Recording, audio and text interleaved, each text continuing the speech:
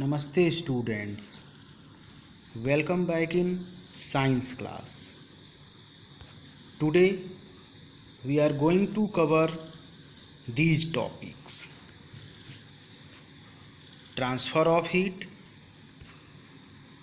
methods of transfer of heat, conduction, conductor and insulator, uses of good conductor and bad conductor in our daily life.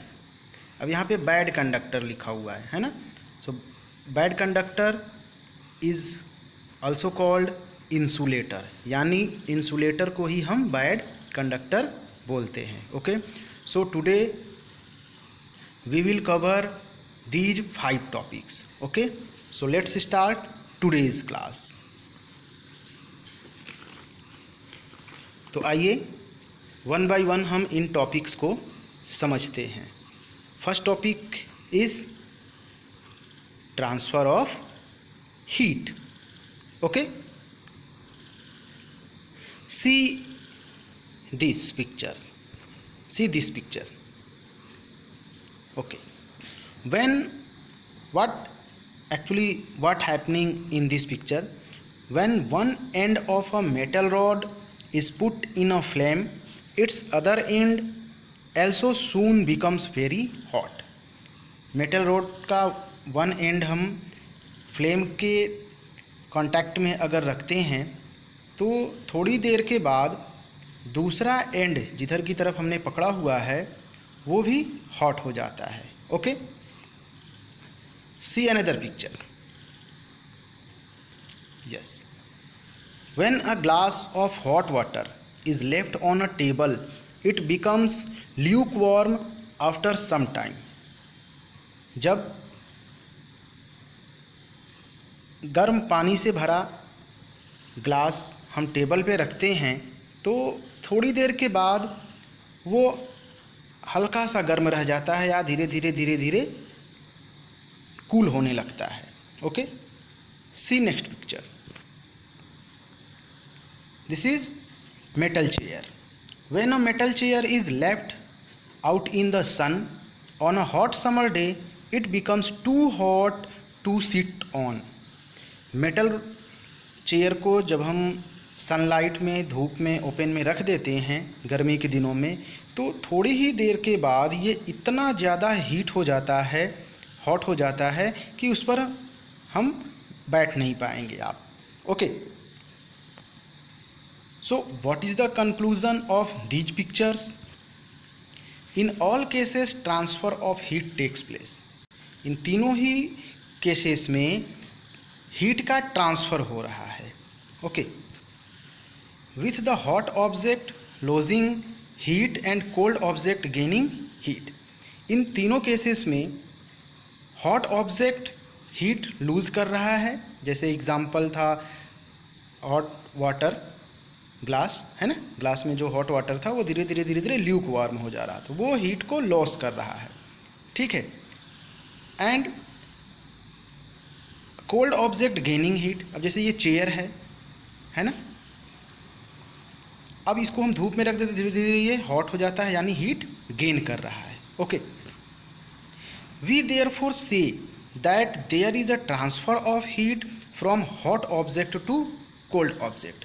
सो हम ये बोल सकते हैं कि heat का ट्रांसफ़र हॉट ऑब्जेक्ट से कोल्ड ऑब्जेक्ट की तरफ होता है. ओके,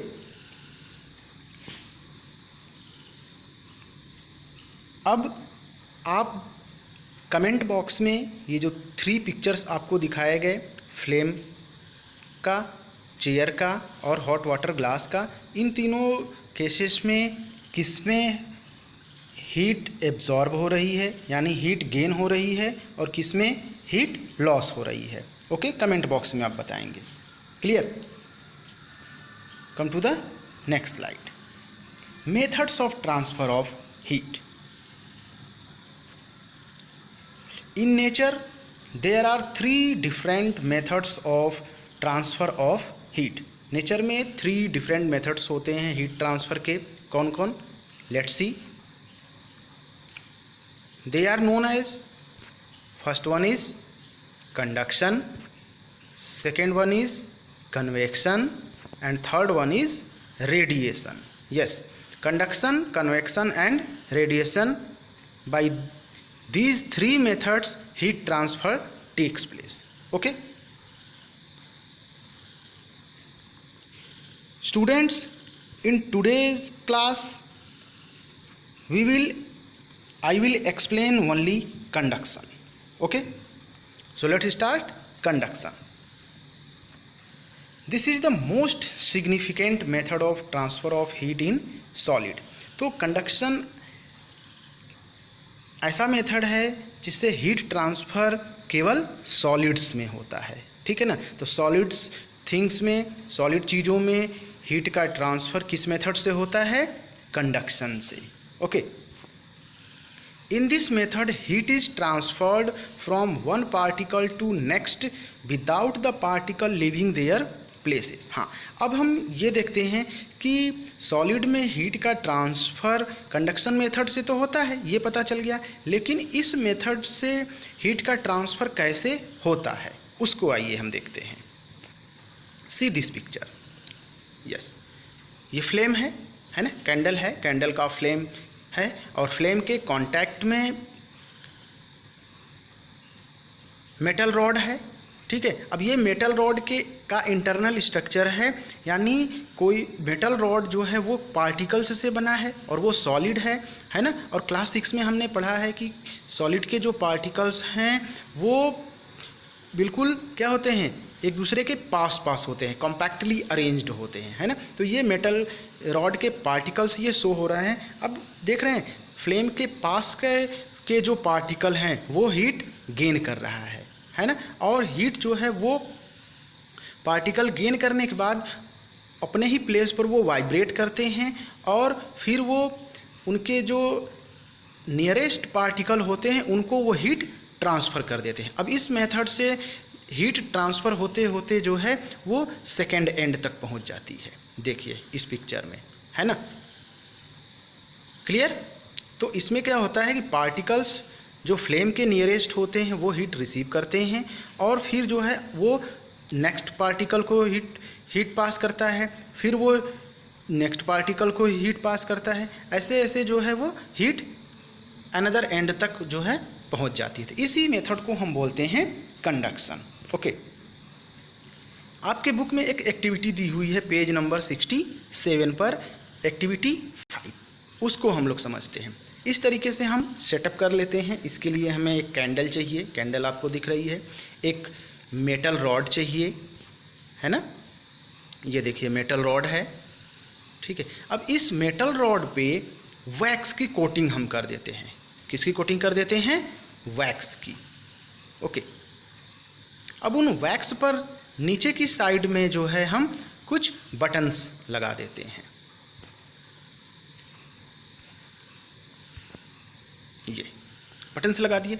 अब हम जब वन एंड पे फ्लेम रखेंगे, कैंडल रखेंगे, तो वन एंड इसका जो है वो हीट रिसीव करेगा। अब जैसे ही हमने देखा कि पार्टिकल्स जो है हीट पास करते जाते हैं तो हीट धीरे धीरे जो है वो दूसरे एंड की तरफ मूव करेगी और वैक्स जो है जब से ही हीट वैक्स के पास पहुंचेगी तो वैक्स क्या होगा? मेल्ट हो जाएगा। और वैक्स जब वो मेल्ट होगा तो उस वैक्स पर जो बटन लगा हुआ है वो धीरे धीरे वहाँ से फॉल होना शुरू हो जाएगा, गिरने लगेगा, है ना। तो इस मेथड से जो है हीट धीरे धीरे क्या होगी? One end to another end तक पहुँच रही है, इससे हम समझ सकते हैं। ओके,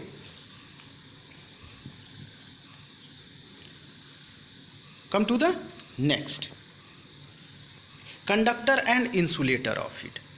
ठीक है, अब कंडक्टर एंड इंसुलेटर को तो हमने क्लास 6 में पढ़ा हुआ है ना। थोड़ा सा इसको हम भी देख लेते हैं। हम यहाँ भी materials which allow heat to flow through it with easy are called conductor. अब यहाँ पे कंडक्टर और इंसुलेटर आपको मेनली हीट के टर्म में पढ़ना है, इलेक्ट्रिसिटी के टर्म में नहीं पढ़ना है ना। तो ऐसे मटेरियल्स जो कि आसानी से हीट को अलाउ करते हैं, पास करते हैं, है ना, उन सब्सटेंसेस को, उन मटेरियल्स को हम कंडक्टर्स बोलते हैं, जिससे हीट आसानी से पास होती है। लाइक ऑल मेटल्स, जितने भी मेटल्स होते हैं वो गुड कंडक्टर्स होते हैं हीट के। Okay, materials which do not allow heat to flow through it are called insulator of heat. Insulator हम ऐसे मटेरियल्स को बोलते हैं जिससे कि हीट पास नहीं होती है। Like insulator are also known as bad conductor. हाँ, इंसुलेटर को हम बैड कंडक्टर भी बोलते हैं। एग्जाम्पल कौन कौन से ऐसे मटेरियल्स हैं जो इंसुलेटर्स होते हैं, बैड कंडक्टर्स होते हैं, हीट पास नहीं होती उनसे? Wood, ebonite, cotton, plastic, air, water, cork and thermocol. Okay, these are the insulator. इसको आप लर्न कर लेंगे, कंडक्टर का definition with example and insulator का definition with example. Okay, uses of good and bad conductors in daily life. Daily life में इन good conductors और bad conductors का यूज़ क्या है हमारी लाइफ में, क्या हम यूज़ करते हैं, है ना, गुड कंडक्टर्स का और बैड कंडक्टर्स का। Okay, so let's see. We use metals to make cooking utensils, है ना, मेटल्स का यूज़ कुकिंग यूटेंसिल्स में किया जाता है बनाने में। वी यूज़ वुडन और प्लास्टिक हैंडल्स फॉर होल्डिंग केतली और कुकिंग यूटेंसिल्स। केतली एंड अनदर कुकिंग यूटेंसिल्स के जो हैंडल्स होते हैं वो वुड का या प्लास्टिक का बना होता है ना। तो यहाँ पर ये इंसुलेटर का यूज़ बता रहा है। फर्स्ट वाले में आपका गुड कंडक्टर्स का यूज़ बता रहा है, सेकेंड वाले में बैड कंडक्टर्स या इंसुलेटर का यूज़ है ये। Third, use of bricks and mud for making houses. Bricks and mud का यूज़ हाउस बनाने में किया जाता है। This is the use of good conductor और बैड कंडक्टर। किसका है, गुड कंडक्टर का है या बैड कंडक्टर का ये यूज़ है? यस, ये बैड कंडक्टर का यूज़ है। Okay, next, blankets, woollen clothes and quilts help us to stay warm in winter. Winter season में हम ब्लैंकेट्स का यूज़ करते हैं, वुलन क्लॉथ्स का यूज़ करते हैं, क्विल्ट्स का यूज़ करते हैं, है ना। स्पेशली विंटर सीजन में इनका यूज़ हम अपने आप को वार्म रखने के लिए करते हैं, गर्म रखने के लिए। Okay, ice boxes are often made as double walled container. Ice box double walled container का बना होता है ना। अब वन बाय वन हम इसको समझते हैं कि ऐसा क्यों होता है। ठीक है, see this picture. First, what is this? This is cooking utensils, है ना। We use metals to make cooking utensils. Metal being good conductors quickly transfer the heat of the flame to the food items kept inside. Okay, we know that metals are good conductor of heat. अब इसके अंदर food particles हम रखते हैं जो खाना पकाना होता है, और फिर इन यूटेंसिल्स को हम कहाँ पर रख देते हैं? फ्लेम पर रख देते हैं, है ना। अब ये गुड कंडक्टर्स हैं, मेटल्स के बने हैं, सो ये फ्लेम से हीट क्या करते हैं? क्विकली, बहुत ही तेज़ी से रिसीव करते हैं, और वो हीट जो है फिर वो किसको पास करते हैं? इसके अंदर जो फूड पार्टिकल्स रखे हुए हैं, जो फूड आइटम्स रखे हुए हैं, और फिर क्या होता है कि जिससे वो फूड कुकड हो जाते हैं, पक जाते हैं। Okay, next, see this. We use wooden or plastic handles for holding tea kettles or cooking utensils. These handles help us to hold them even when the objects themselves are quite hot.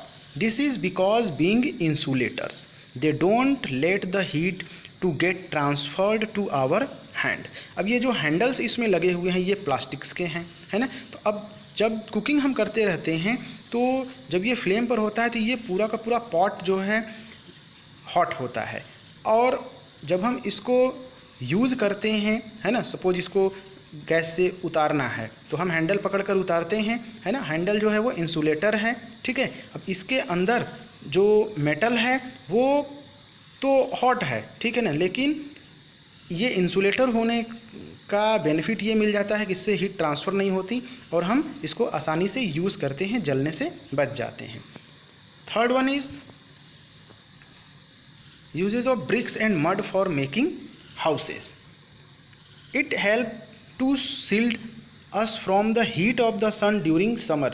These materials are bad conductors of heat and hence don't let the outside heat to reach easily inside the house. We can now also understand why rooms with tin roofs often become very hot during summer. गर्मी के दिनों में बहुत तेज़ outside में धूप होती है, लेकिन ब्रिक्स और मड के जो हाउसेस होते हैं ये बैड कंडक्टर होते हैं, यानी इंसुलेटर होते हैं। तो आउटसाइड की हीट को ये घर के अंदर जो है पास नहीं करते, जिससे घर के अंदर जो है वो ठंडक बनी रहती है, टेम्परेचर मेंटेन रहता है। Next is blankets. Air is known to be a bad conductor of heats. Blanket, woolen cloths and quilts help us to stay warm in winter. They all make us of the bad conductivity of air. They trap a layer of air between themselves and our body. Such trapping of air is much better in a new quilt than in an old one. Our body heat then does not easily escape out through this trapped air layer and we stay warm, है ना। Blanket का use, woollen clothes का use, quilts का use हम winter season में करते हैं अपने आप को वार्म रखने के लिए। तो ये हमको वार्म रखता कैसे है ना। ब्लैंकेट की लेयर या वुलन क्लॉथ्स या क्विल्ट्स की जो लेयर्स होती है, हमारे बॉडी और इसके बीच में एयर की गैपिंग हो जाती है ना। And we know that air is a bad conductor of heat. अब ये हीट जो है, ये एयर जो है हमारे बॉडी हीट को ट्रांसफ़र नहीं होने देती, जिससे हमारे बॉडी का टेम्परेचर मेंटेन रहता है और हमें ठंडक नहीं लगती है। Next is ice boxes are often made as double walled container. अब इसमें भी वही सेम प्रोसेस है। आइस बॉक्स के जो दो वॉल, डबल वॉल्ड होती है ना, दो वॉल होती हैं, इन दोनों वॉल के बीच में गैपिंग होती है जिसमें एयर ट्रैप्ड होती है ना, एयर ट्रैप्ड होती है। तो ये एयर जो है इन इनर साइड के हीट को आउटसाइड में ट्रांसफ़र नहीं होने देती और आउटसाइड के हीट को इनर साइड में ट्रांसफ़र नहीं होने देती है, जिससे आइस मेल्ट नहीं हो पाता। Okay, so students, I hope जितने भी टॉपिक्स आज कवर किए गए आपको अच्छे से समझ में आए हैं होंगे। अगर वीडियो आपको अच्छा लगा हो तो आप इसे लाइक कर दें, सब्सक्राइब कर दें चैनल को और बेल आइकन को प्रेस कर दें। Thank you.